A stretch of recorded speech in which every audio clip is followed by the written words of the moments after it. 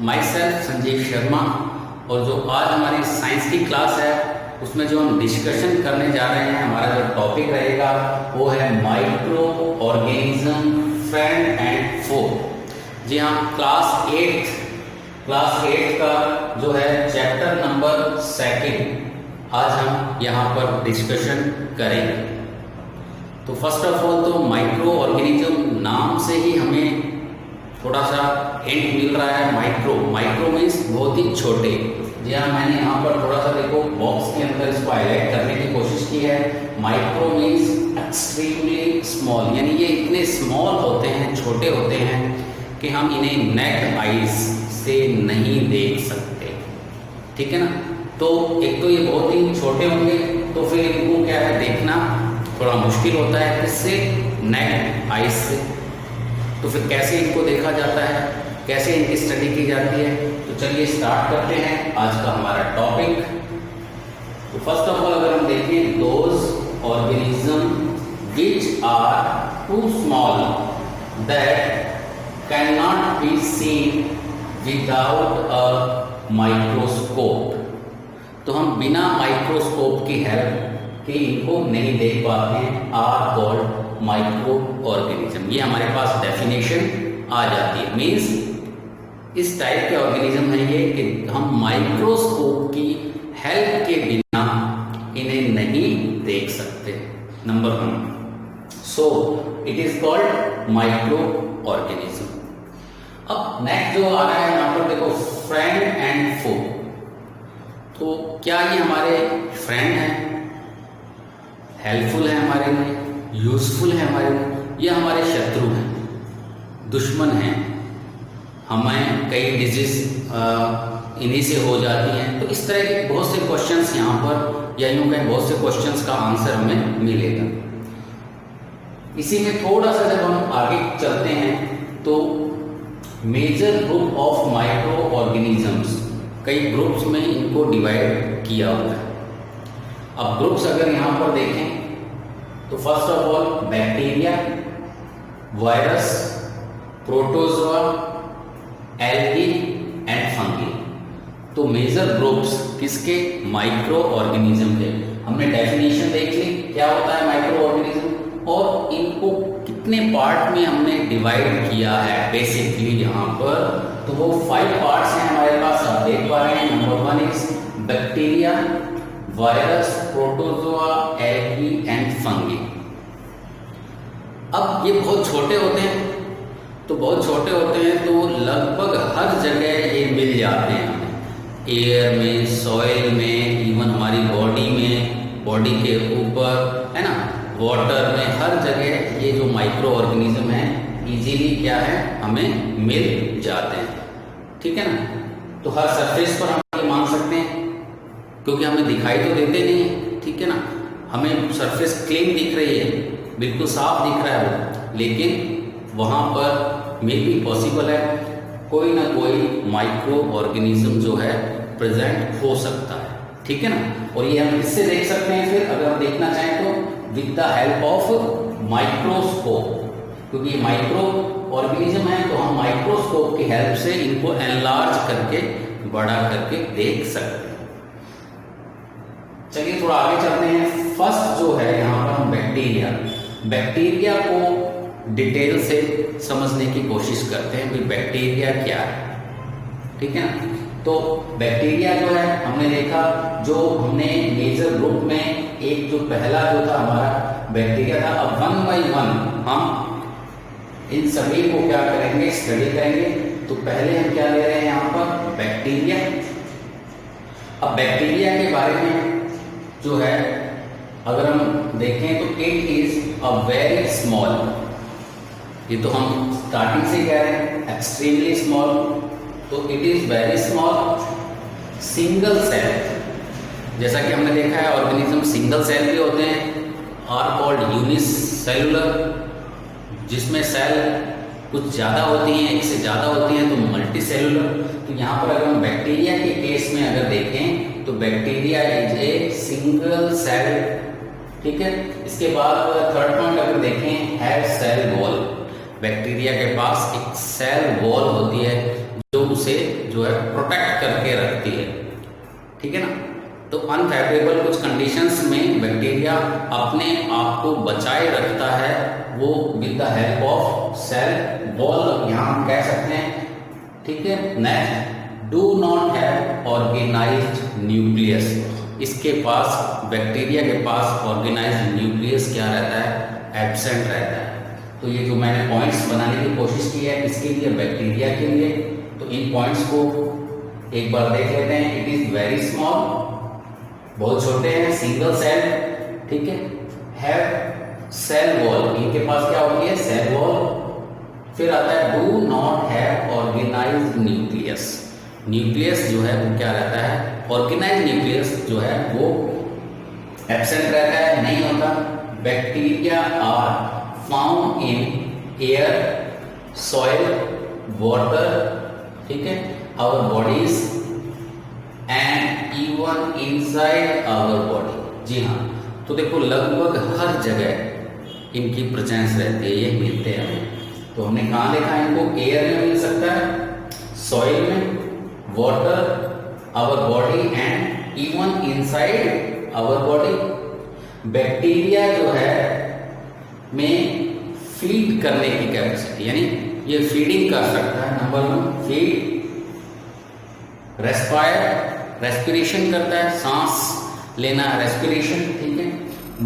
Move कर सकता है and as well as reproduce, और अपने नंबर बढ़ा सकता है, 1 से 2, 2 से 4, 4 से 8, इस तरह से जो है ये अपने जो है नंबर को क्या कर सकता है, इंक्रीज कर सकता है। तो ये इसके अंदर कुछ विशेषताएं हैं। क्या, बैक्टीरिया फीडिंग है, फीड करता है, रेस्पायर कर लेता है, ठीक है, मूव हो सकता है, एज वेल एज रिप्रोड्यूस, और अपने नंबर्स को इंक्रीज कर सकता है। इसके बाद अगर हम देखते हैं, there are 3 group of bacteria. अब बैक्टीरिया को भी आगे 3 ग्रुप में हमने डिवाइड कर दिया शेप के हिसाब से। यहां पर अगर देखें, there are 3 groups of bacteria. Number 1 rod shape. अगर रॉड शेप की अगर बात करें तो रॉड, तो सिंपल हम यहाँ पर एक रॉड की स्ट्रक्चर बना सकते हैं इस तरह से। देखो ये रॉड, आयरन रॉड या इस तरह से ना, तो ये देखो रॉड शेप हो सकती है, ठीक है। फिर आता है स्फेरिकल। स्फेरिकल आप समझते ही हैं, खोखला, एक स्फेयर, गोला, ठीक है, स्फेरिकल शेप में हो सकता है, इस तरह से आप बना सकते हैं इसको। और एक होता है स्पाइरल शेप, स्पाइरल इस तरह से, ये स्पाइरल शेप में जो है मेनली, तो ये क्या है, एक तो स्फेरिकल शेप में मिल जाएगा अपने को, खोखला गोला, ठीक है। दूसरा अगर हम देखें रॉड शेप में, ये रॉड, ये ड्रॉ करने की कोशिश की है, रॉड शेप में मिल गया। और ये स्पाइरल इस तरह से, स्पाइरल। तो ये बेसिकली अगर बैक्टीरिया को हम देखें तो हम 3 शेप में, हम या इनके शेप्स के हिसाब से उसको 3 ग्रुप में हम क्या कर सकते हैं, डिवाइड कर सकते हैं। किसको, बैक्टीरिया को।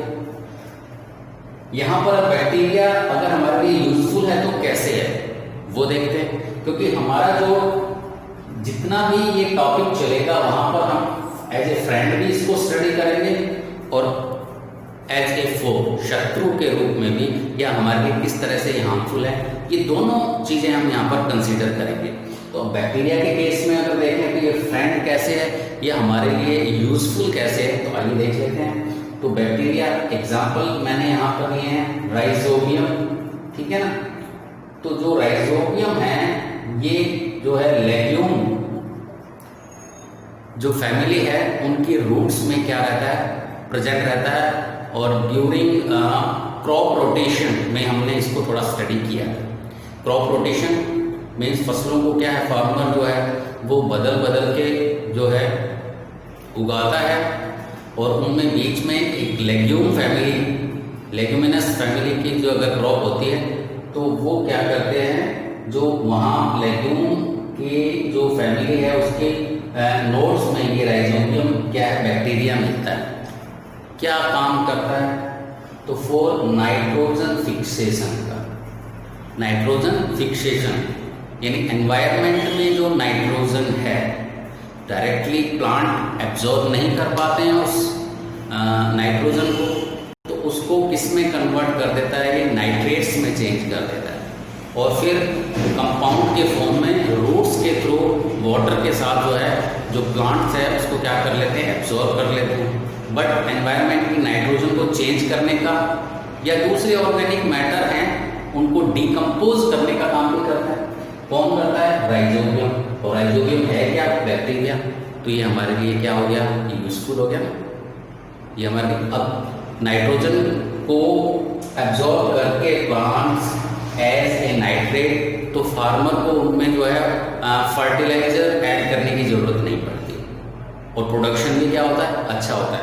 तो इस तरह से राइजोबियम जो है वो हमारे लिए क्या हो गया, फ्रेंड हो गया।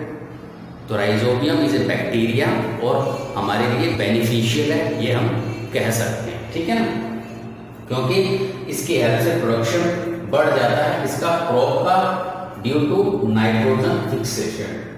नेक्स्ट आता है यहाँ पर लैक्टोबैसिलस। बिल्कुल आप जानते हैं लैक्टोबैसिलस, कर्ड इसका एग्जांपल है। दही डाइट में हमारे रहता है ना, हम उसको यूज करते हैं, दही खाते हैं हम लोग, तो वहां पर जो बैक्टीरिया है कौन सा होता है उसके अंदर, lactobacillus, help in making food. Specially हमने किसका नाम देखे यहाँ पर, कर्ड। तो दही के रूप में किसको, लैक्टोबैसिलस को हम लोग क्या करते हैं, यूज करते हैं। तो दही के रूप में हम इसको क्या कर रहे हैं, खा रहे हैं हमारी डाइट में, और दही तो बहुत अच्छी चीज है, ठीक है ना। कर्ड को हमें हमारी डाइट में जरूर शामिल करना चाहिए। तो ये हमारे लिए, ये भी क्या हो गया, हमारे लिए फ्रेंड हो गया। तो ये जब हम बैक्टीरिया को यहाँ देख रहे हैं तो ये क्या है, हमारे लिए कुछ बैक्टीरिया, मेनली राइजोबियम, और दूसरा क्या आ गया हमारे पास, लैक्टोबैसिलस। ये हमारे लिए क्या है, हेल्पफुल है, ठीक है। ये हमें या यूं कहें हमारे फ्रेंड्स हैं। दूसरा अगर देखें हार्मफुल बैक्टीरिया, तो दूसरा इसका जो पार्ट है, क्या हार्मफुल कैसे हैं हमारे लिए। तो कुछ बैक्टीरिया जो होते हैं वो रेस्पॉन्सिबल होते हैं डिजीज के लिए, ह्यूमन बींग्स में, है ना, ऑर्गेनिक कोई और अदर ऑर्गेनिज्म हो सकते हैं, प्लांट्स हो सकते हैं, कुछ भी हो, उनमें क्या है, रेस्पॉन्सिबल रहते हैं डिजीज, बीमारियों के लिए। तो इस पॉइंट ऑफ व्यू से अगर हम इसको देखें तो ये हमारे लिए क्या हो जाता है, हार्मफुल हो जाते हैं। भाई अगर हमें कोई चीज़ बीमार कर रही है तो वो क्या है, हमारे लिए हार्मफुल ही है ना, तो हार्मफुल होंगे। तो harmful bacteria to some human disease, ठीक है ना, caused by bacteria are cholera, ठीक है, टाइफाइड, ट्यूबरकुलोसिस और फूड पॉइजनिंग। तो ये जो डिजीज के नेम मैंने यहाँ पर लिए, इन डिजीज के लिए भी रेस्पॉन्सिबल कौन है यहाँ पर, बैक्टीरिया, ठीक है। अलग अलग बैक्टीरिया होते हैं, वो इन सब डिजीज के लिए क्या रहते हैं, रेस्पॉन्सिबल। तो इस तरह से अगर हम देखें तो जो बैक्टीरिया है वो हमारे लिए क्या हो गया, फो, ठीक है। तो फ्रेंड वाला पोर्शन भी हमने देख लिया। तो ये जो पोर्शन था ये फ्रेंड के लिए था, और जो लास्ट वाला है ये किसके लिए आ गया, आपका फो। तो जो आज हमने स्टडी किया वो किया हमने बैक्टीरिया हमने स्टडी कर लिया। तो बैक्टीरिया क्या है, एक माइक्रो ऑर्गेनिज्म है, मींस एक्सट्रीमली स्मॉल है, और इसको हमने दोनों तरह से यहाँ पर स्टडी कर लिया, as a friend and foe. तो आज की क्लास में इतना ही। Thank you very much.